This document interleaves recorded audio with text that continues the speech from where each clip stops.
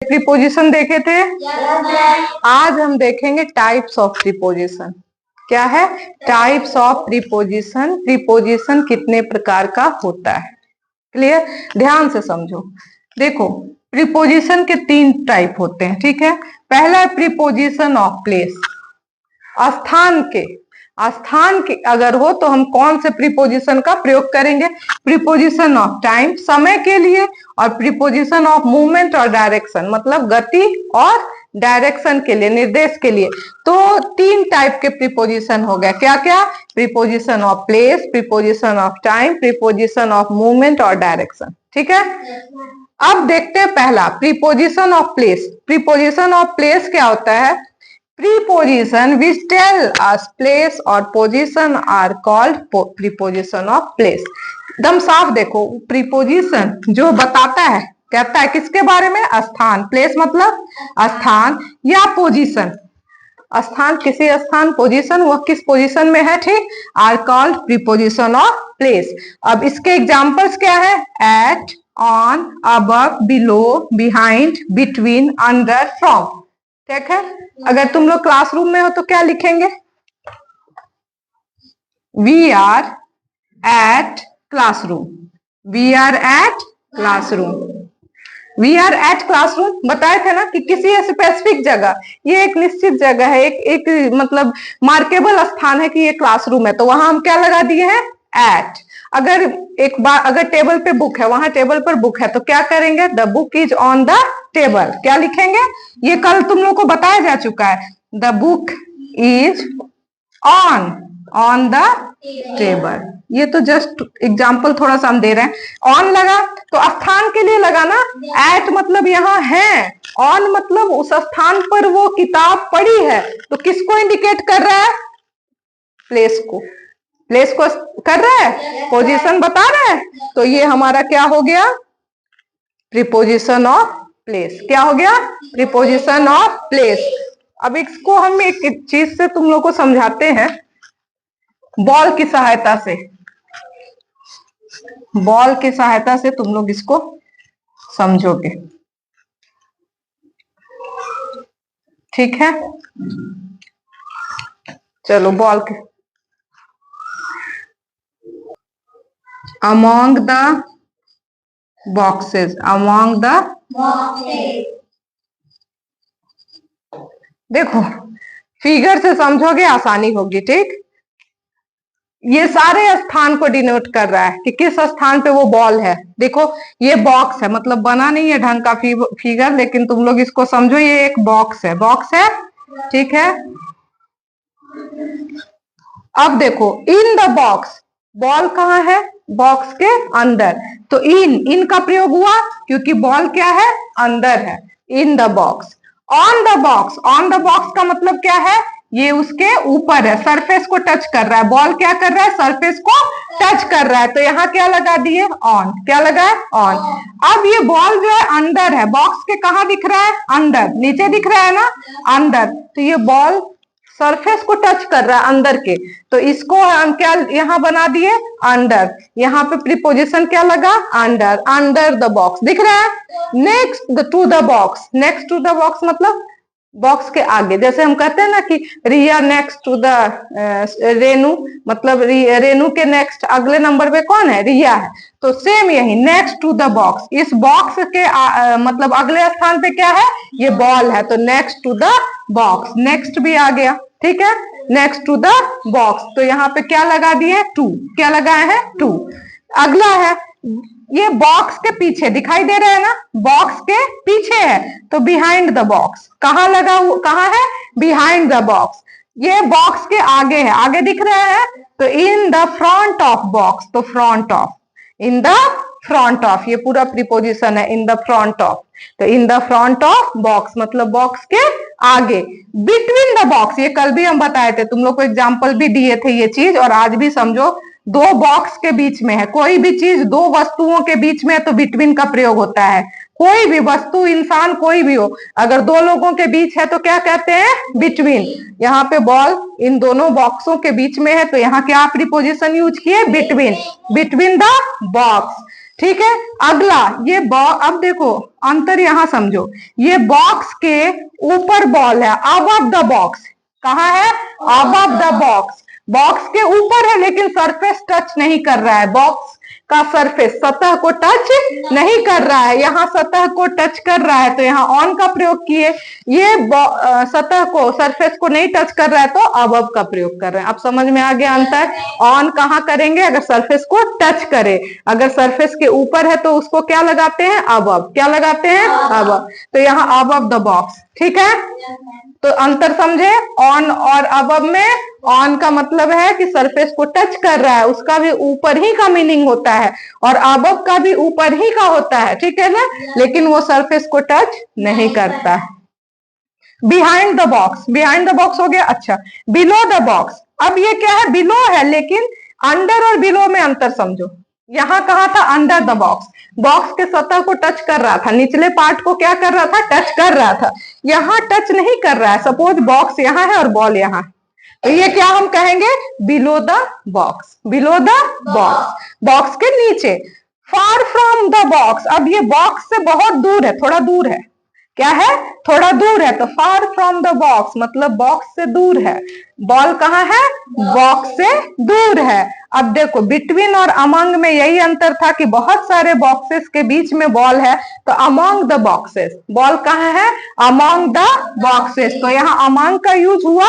लेकिन यही था ना कि अगर सीमा अमंग हर फ्रेंड्स, सीमा अपने दोस्तों के बीच है तो वो अमंग लिखते हैं, और अगर कहें कि Seema in between Riya and Renu, Riya और रेनू के बीच में है तो क्या लगा देंगे? In between. कहाँ है? बिटवीन। तो अमंग और बिटवीन का भी अंतर समझ में आ गया। दो के बीच है बिटवीन है, और कई के बीच है तो अमंग है। ये फिगर से क्लियर हुआ? ठीक है, इसको ये राइट करो फिर बता।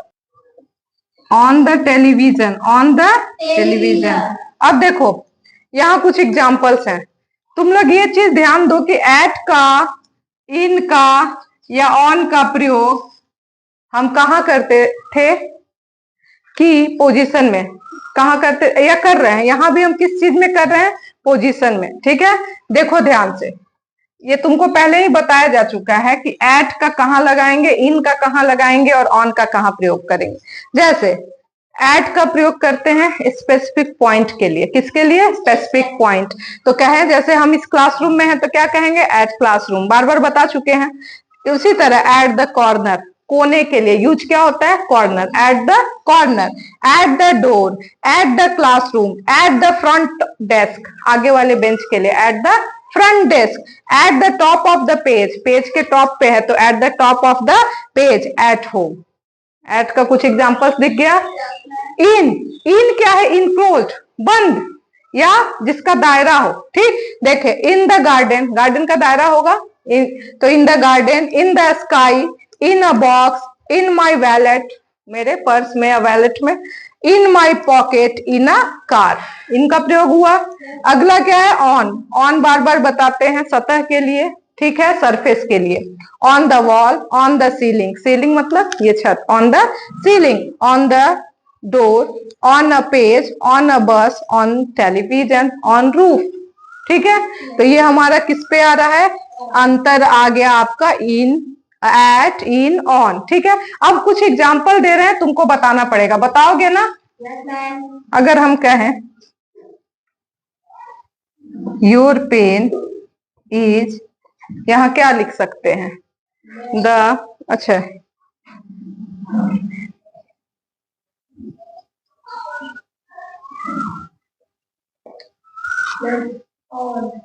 क्या लगेगा? Your pen is on the desk, desk के ऊपर है ना, तो वो क्या लगा दिए? ऑन। वेरी गुड, कुछ तो आ गया। अब एक अगर हम पूछे वी आर, चलो लिख ही देते हैं, बताओ। वी आर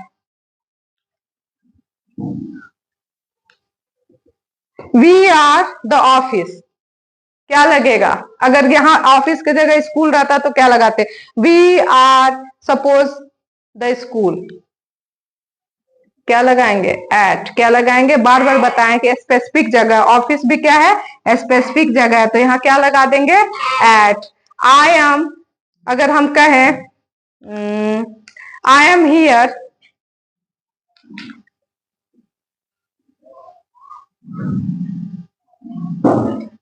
योर डोर, मतलब मैं यहाँ तुम्हारे दरवाजे पर हूं। तो यहाँ क्या लगेगा? इन लगेगा, ऑन लगेगा, एट लगेगा?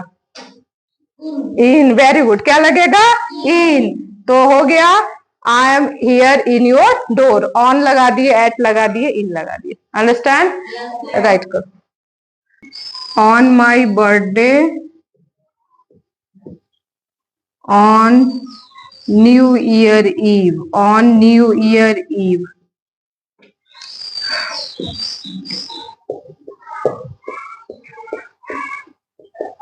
देखो यहां तुम लोग ध्यान से सुनो, समझो।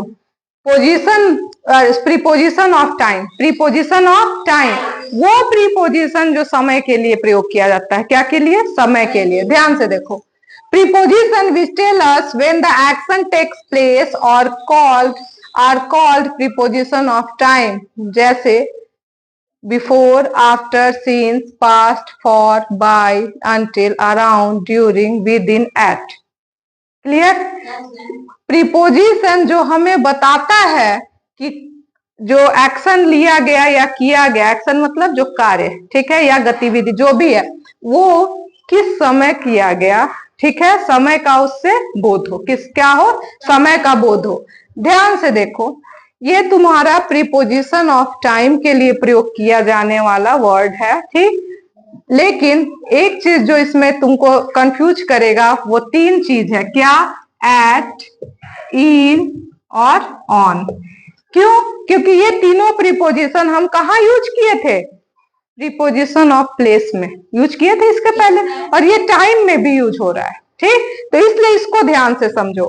एट का प्रयोग करते हैं प्रिसाइज टाइम, एक निश्चित समय के लिए, ठीक है, खास समय के लिए। जैसे at 3 o'clock, at 10:30 AM, at noon, दोपहर, एट डिनर टाइम, रात्रि के भोजन का समय, एट सनराइज, सूर्योदय, एंड सनसेट, सूर्यास्त। ये खास टाइम है, पर्टिकुलर टाइम है, तो इसके लिए हम क्या यूज कर रहे हैं? एट। क्या यूज कर रहे हैं? एट। इनका प्रयोग कहाँ कहाँ करते हैं? Months, years, centuries and long periods, महीनों, साल, सेंचुरी, शताब्दी और लंबे समय के लिए किसका प्रयोग करते हैं? इनका। किसका? इनका।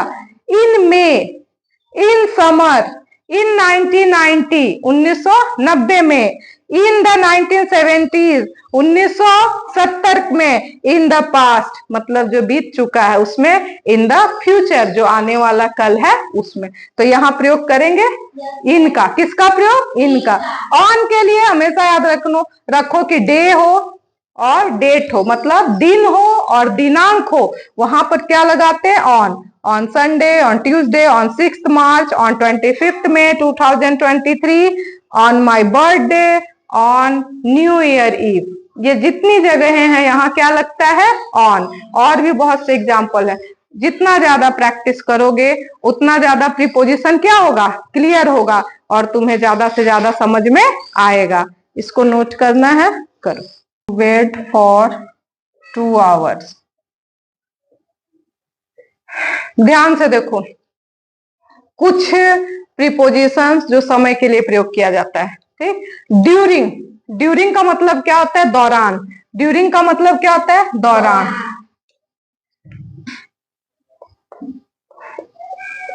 दौरान, हिंदी में इसको क्या कहते हैं? दौरान। अब इसको हिंदी इसलिए लिख रहे हैं तुम्हारे लिए कि तुम लोग समझो। Use when something happens with in the time something else is happening. जिस समय कुछ और हो रहा हो और उसी समय कोई कार्य होने लगे तो उसको कहते हैं उसके दौरान हुआ, ठीक है ना। मैं वहां पर खेल रहा था, उसी दौरान एक घटना घटी। एक हिंदी में एग्जांपल ऐसे दे रहे हैं, लेकिन इंग्लिश में हम क्या कहेंगे? Suppose that we stayed at a hotel during the conference. हम ठहरे थे होटल में कॉन्फ्रेंस के दौरान। किसके दौरान? कॉन्फ्रेंस के दौरान। तो यहाँ पर देखे, यहाँ एक प्रीपोजिशन एट है और एक क्या है? ड्यूरिंग। दिख रहा है? दूसरा, he will be in Delhi during weekend. Weekend के दिन वह कहाँ था? दिल्ली में था। कहाँ था? दिल्ली में। तो यहाँ ड्यूरिंग का प्रयोग किए। अगला है अनटिल या टिल, इसका मतलब होता है उस समय तक। क्या मतलब होता है? उस समय तक, उस समय तक। Until या till means up to certain time, means up to certain time, उसके लिए खास टाइम निश्चित रहता है। Example, we will wait till 6:30 for you, हम तुम्हारे लिए इंतजार करेंगे कब तक? 6:30 तक। कब तक? 6:30। 6:30 मतलब 6 का आधा और अधिक गुजरा हुआ, तो क्या कह दिए? 6:30, 6:30। इसको आगे और समझाएंगे समय में ही। We will wait till 6:30 for you, हम तब तक इंतजार करेंगे। टिल मतलब तब तक, उस समय तक इंतजार करेंगे। कब तक? 6:30 तक। अगला है फॉर। फॉर का मतलब होता है के लिए। फॉर का मतलब क्या होता है? के लिए। We use for with a period of time, समय का जब दिया हो, समय का क्या दिया हो, एक समय सीमा दी गई हो, तो उस समय क्या हम यूज करते हैं? फॉर का प्रयोग करते हैं। ठीक है। I am just going to bed for 2 hours, मैं 2 घंटे के लिए बेड पर मतलब सोने जा रहा हूं। तो यहाँ पर क्या निश्चित समय है? 2 घंटे। क्या निश्चित समय है? 2 घंटे। तो यहाँ पर फॉर का प्रयोग हम किए। ठीक है। इसको राइट करो। अगो, सेंचुरीज अगो। ध्यान से देखो, फिर कुछ लिखे हम। सिंस, सिंस का प्रयोग भी होता है से के लिए। से के लिए सिंस का किस सेंस में होता है? से। Refers back to a point in time when somethings began, जब किसी चीज की शुरुआत की गई हो। ठीक है। और वो टाइम हो, निश्चित समय हो। जैसे the hotel had been here since the 1970, यह होटल कब से यहाँ पर है? 1970 से। तो एक समय बता रहा है ना, कब से है? 1970 से। तो अगर इसके जगह पे तुम्हारे इस स्कूल को कहें the school has been here since 1995, 1995 से ये स्कूल है, तो हम उसको इंग्लिश में क्या बोलेंगे? The school has been here since 1995। तो सिंस का प्रयोग समझ गए। फ्रॉम टू, या फ्रॉम का मतलब होता है से, और तक मतलब से, प्रारंभ से कब तक, इसके लिए फ्रॉम टू लगाते हैं। क्या लगाते हैं? From to. We use from to so when something starts and finish, कुछ चीज जो प्रारंभ हुई और क्या हुई? खत्म हुई। उस चीज की शुरुआत हुई और उस चीज की जहां खत्म हुआ, तो से तक। तो हर vacation will be from Monday to Saturday, उसकी छुट्टी कब से होगी? वैकेशन कब होगी? मंडे, सोमवार से शनिवार। जैसे तुम अपना वैकेशन क्या कहोगे? Our vacation will be from 16th May to 16th June. 16th May to, तो फ्रॉम लगाएंगे। क्या लगाएंगे? Our vacation start from 16th May to 16th June. Clear? तो फ्रॉम कहाँ के लिए शुरू किए? जहां शुरू कर रहे हैं वहां के लिए फ्रॉम लगा, और जहां तक किया वहां के लिए टू लगा। मंडे के लिए फ्रॉम, सैटरडे के लिए टू। अब है अगो। अगो का भी मतलब क्या होता है? पहले। अगो का मतलब क्या होता है? पहले। नहीं, हम लोग बोलते हैं बहुत पहले, ईयर्स अगो, सालों पहले, ईयर्स अगो, है ना। तो वहां देखो, we use ago to refer to how far back in time something happened, कितना पहले कोई कार्य हुआ था, कितने समय पहले कोई काम हुआ था, उसके लिए क्या यूज करते हैं? अगो। देखो, I walked in this school 10 years ago, मैं इस स्कूल में काम करती थी 10 साल पहले, या करता था 10 साल पहले। Kings use to rule here centuries ago, राजा महाराजा शासन किया करते थे कब? सदियों पहले। सदियों पहले, तो सेंचुरी एगो। क्लियर? yes, इसको लिखो। It is 8:05। ठीक है। यहां हम कुछ समझेंगे। देखो, बाय का प्रयोग होता है, we use by when we want to say not later than, मतलब इसका ध्यान ये रखना, इसके बाद नहीं होगा, तब तक ही होगा। बाय का प्रयोग क्या करते हैं? तक। और तक में क्या सेंस होता है? कि उसके बाद नहीं होगा, इसी तक होगा। ठीक है। He had promise to be back by 6 o'clock, उसने प्रॉमिस किया था, वो कब तक वापस आ जाएगा? 6 बजे तक। उसने प्रॉमिस किया था, कब तक वापस आ जाएगा? 6 बजे तक। आफ्टर का प्रयोग क्या करते हैं? के बाद। इसका अर्थ क्या होता है? के बाद। We use after when we want to say later in time than, उसके बाद, उस समय के बाद के लिए उस समय को दिया गया रहेगा, और समय के बाद में जहां प्रयोग हो, समय का क्या हो, बाद के सेंस में प्रयोग हो, तो वहां क्या यूज करते हैं, आफ्टर।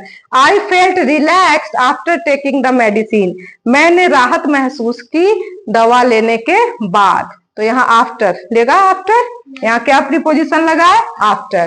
टू या पास्ट, वी यूज टू या past in telling the time, समय को बताना। देखो ये ध्यान से देखो, और ये तुम लोग रेगुलर बोलने के यूज में ला सकते हो। It is quarter to two, it is quarter to two. Quarter का मतलब क्या हो गया, टू है, यहाँ पे टू लगा है, क्या लगा है, टू, मतलब 2 बजने में अभी चौथाई बाकी है। चौथाई का मतलब क्या हो गया, 15 मिनट, क्योंकि अगर हम 60 सेकेंड को बांटते हैं 4 भागों में तो क्या आता है, 15, चौथा भाग हमारा 15 आता है, 15 मिनट। तो तुमको अगर it is quarter to two कहें तो क्या है, 1:45। कितने समय का बोध कर रहा है, 1:45, 1:45 या 1:45, ठीक। अब कहे इट इज 8:05, इट इज 8:05, 8 के बाद जो 5 मिनट बीता हो तो इसको क्या कहेंगे, 8:05, 8:05, तो इट इज 8:05, तो बीत गया, उसके लिए पास्ट लगाएंगे, और बचा हुआ समय है तो उसके लिए क्या लगाएंगे, 2, क्या लगाएंगे, 2। क्लियर, ठीक। रिवर, ध्यान से देखो, तीसरा हमारा प्रीपोजिशन ऑफ मूवमेंट और डायरेक्शन है। मूवमेंट का मतलब गति होता है, डायरेक्शन का मतलब दिशा होता है, ठीक है। तो preposition which show movement are called preposition of movement, जो मूवमेंट को दिखाए, जो गति को दिखाए, ठीक है। हिलना डुलना, जाना आना, सब किसको, मूवमेंट को दिखाता है। अब इसका जो कुछ एग्जाम्पल है, to, through, across, towards, around, under, over, on, to या इनटू, ठीक है। ध्यान से देखो, I am going to Delhi next week, कहाँ जा रहे हैं, दिल्ली, तो टू है, I am going to Delhi next week, मैं दिल्ली जा रही हूं या जा रहा हूं अगले सप्ताह, ठीक है, टू लगा। The train went through the tunnel, जो रेलगाड़ी है कहां से गुजरी, टनल, टनल मतलब सुरंग, रेलगाड़ी कहां से गुजरी, टनल से, तो यहाँ थ्रो लगाए, ठीक है।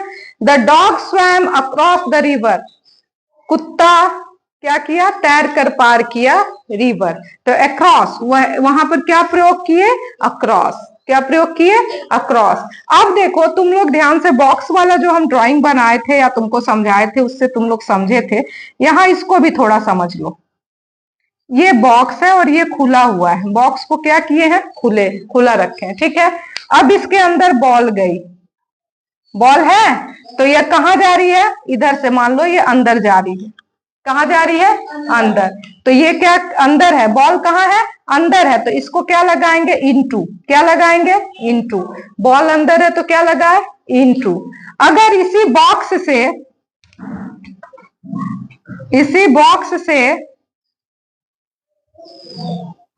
बॉल बाहर आ रही हो, बॉल क्या हो, बाहर आ रही हो, बॉल कहाँ हो, बाहर आ रही हो, तो क्या लिखेंगे, ये बॉल अगर बाहर आ रही है तो आउट ऑफ द बॉक्स, कहाँ लिखेंगे, out of the box, box से बाहर आ रही है, ठीक है। अगर ये बॉक्स के तरफ आ रही हो, मान लो बॉक्स है ये, ठीक है, ये बॉक्स है और इधर बॉल आ रही है, मान लो ये बॉल है और ये इधर आ रही है, बॉल क्या हो रही है, इधर आ रही है बॉल की तरफ, तो क्या लिखेंगे, टुवर्ड्स द बॉक्स, की ओर, किसकी ओर, बॉक्स की ओर, तो यहां हम क्या लिखेंगे, towards the box, towards the box. Clear, ठीक है। अगर यहां से जा रही हो, मतलब अगर गेंद को कहीं बाहर जा रही हो, सपोज ये बॉक्स है, ठीक है, और अगर गेंद को बाहर अगर किधर भेज रहे हैं, इधर, यहां से दूर भेज रहे हैं, मतलब वहां से दूर जा रही है यहां से, तो हम क्या लिखेंगे, अवे फ्रॉम द बॉक्स, कहां लिखेंगे, away from the box, away from the box. Clear, यहां तक क्लियर हुआ। अगर इसी को, एक चीज यहां देखो, ये बॉक्स है और ये गेंद इसको पार करके इधर जा रही है, ऊपर से गुजर रही है, ठीक, बॉक्स के ऊपर है, गुजर रही है, तो क्या लिखेंगे, ओवर द बॉक्स, क्या लिखेंगे, ओवर द बॉक्स, क्या हो गया, ओवर द बॉक्स, ठीक है।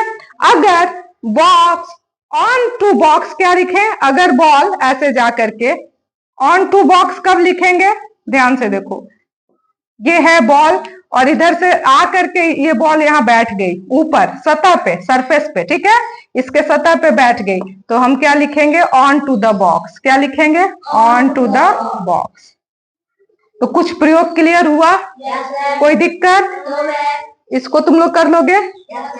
ठीक है। अच्छा देखो, बस 2-3 फिगर, मतलब दो पहुंचोगे, समझ लोगे दो। अगर ये बॉक्स है, ठीक है, और ये बॉल जो है सपोज चारों तरफ घूम रही है, मतलब क्या कर रही है? घूम रही है, तो इसको हम क्या करेंगे? Around the box. क्या बोलेंगे? Around the box. Around the box. Clear? कोई दिक्कत? ये हम एक सीढ़ी बना रहे हैं, सीढ़ी बना रहे हैं। तुम लोग भी ऊपर जाते हो, जाते हो? अब अगर सीढ़ी से बॉल जा रहा है ऊपर, तो इसको क्या लिखेंगे? ऊपर जा रहा है तो क्या लिखेंगे? Up the stairs. अब यहाँ बॉक्स नहीं है, क्या है? स्टेयर्स है, सीढ़ी है। Up the stairs. Up the stairs. Up the stairs. अगर यही बॉल तुम्हारा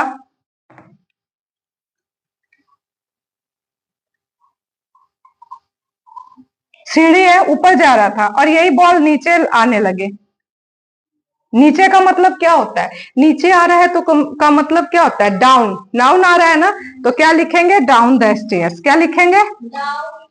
stairs. Down the stairs. Clear?